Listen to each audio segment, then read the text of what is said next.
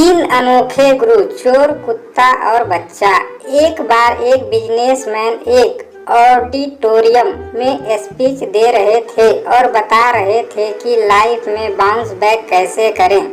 वह अपनी कहानी बता रहे थे कि जब वह युवावस्था में थे तो उन्होंने एक स्टार्टअप शुरू किया था, लेकिन किसी कारणवश उनका बिजनेस चल नहीं पाया। उनकी एक लव लाइफ भी चल रही थी, लेकिन बिजनेस फ्लॉप होने के कारण लड़की ने भी साथ छोड़ दिया। कुल मिलाकर उनकी पर्सनल और प्रोफेशनल लाइफ दोनों ही बर्बाद हो गई। अचानक एक रात वह बिना कुछ सोचे समझे घर छोड़कर चल दिए।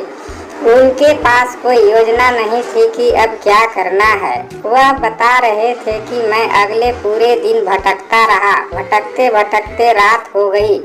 अंत में एक छोटे से शहर में पहुंचा। वहां पर दुकानें बंद हो गई थी, सभी घर भी बंद हो गए थे।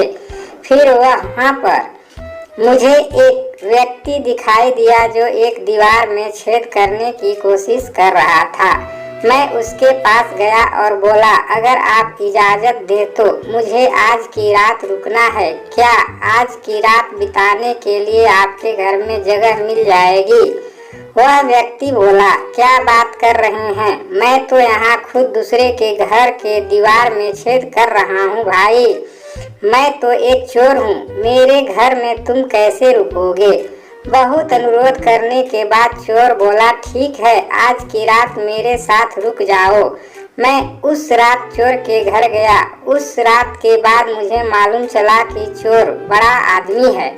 वहाँ मैं 15 दिन तक रुका रहा। हर रात चोर चोरी करने जाने से पहले 2 बात बोल करके जाता था।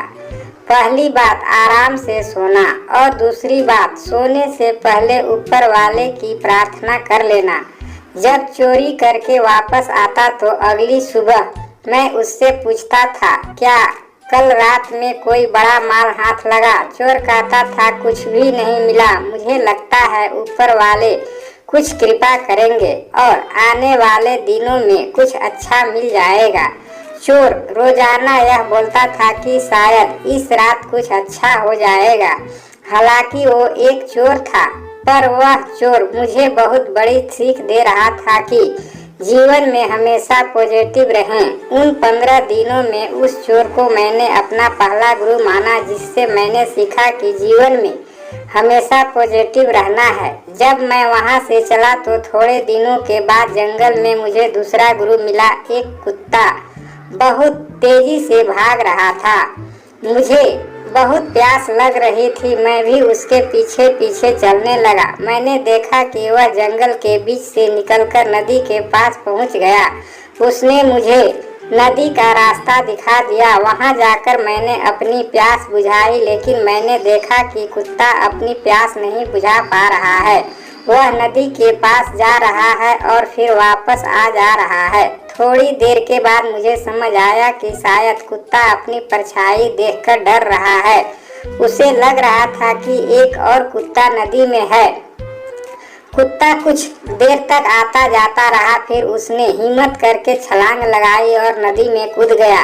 पानी पीकर वापस आया तो उसके मुंह में एक मछली भी थी, क्योंकि उसे प्यास के साथ भूख भी लगी थी। उस छोटी सी घटना ने मुझे दूसरी बड़ी सीख दी। वह मेरा दूसरा गुरु था, जिसने मुझे सिखाया कि अगर जिंदगी में परेशानियां आती है तो एक छलांग लगाइए, क्या पता वह हमेशा नीचे से निकल जाए।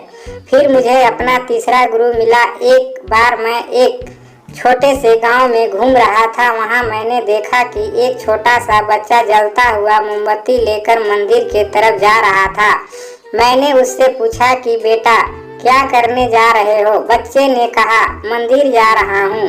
फिर मैंने उस बच्चे से मजे लेने की सोची। मैंने उससे कहा, बेटा जब आपने मोमबत्ती जलाई होगी तो पहले यह बुझ रही होगी, फिर आपने मोमबत्ती जलाई होगी तो वह प्रकाश अचानक कहाँ से आया? उस लड़के को लगा कि यह व्यक्ति मेरी मजाक उड़ा रहा है। उस लड़के ने तुरंत मोमबत्ती बुझा दी और फिर मुझसे पूछा, अब आप बताइए कि जो उजाला अभी जल रहा था वह कहाँ गया? उसने भी मेरी मजाक उड़ाई।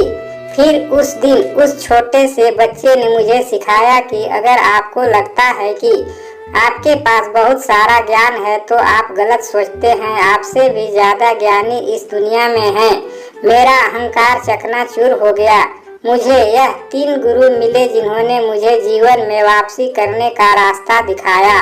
उस दिन के बाद वापस मैं अपने घर आया, अपना बिजनेस शुरू किया और फिर मेरी शादी हो गई। आज मेरा जीवन आनंदमय है। मैं अपने इन 3 गुरुओं से सीखा कि लाइफ में बाउंस बैक करना कितना जरूरी है और कैसे करना है। कहानी का सार यह है कि आपकी और हमारी जिंदगी में परेशानियां आती रहती है। अगर आपकी जिंदगी में भी कोई परेशानी आती है तो निराश मत होइए और उम्मीद रखिए कि आने वाले दिनों में कुछ अच्छा होगा। उस कुत्ते की तरह एक लंबी छलांग लगाइए, मुश्किलें स्वयं ही टल जाएगी। इस कहानी से कुछ सीख मिली हो तो सब्सक्राइब करें।